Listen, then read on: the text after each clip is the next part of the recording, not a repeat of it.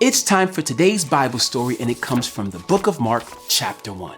Many years before John the Baptist was born, a prophet named Isaiah actually talked about him. A prophet is someone who hears a word from God, then says those words to the people. Many times, a prophet would say something that wouldn't happen until much later. God told Isaiah that God would send someone to go in front of and would make a path for Jesus.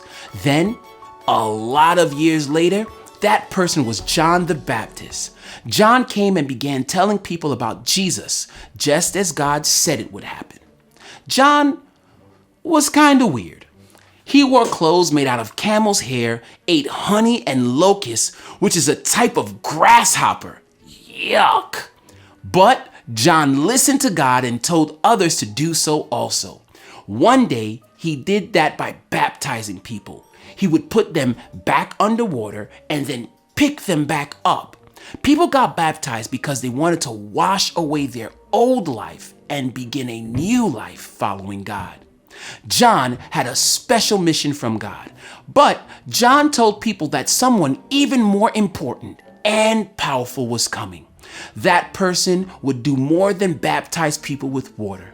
That person actually had the power to take away the sins of the world. Can you guess who that person was? It was Jesus.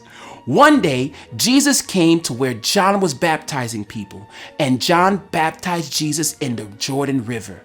As Jesus came up from the water, they heard God's voice say, "You are my son, and I love you, and I'm very pleased with you." Isaiah the prophet, John the Baptist, and Jesus all listened to God's voice. They listened to God's voice so that they would know what to do.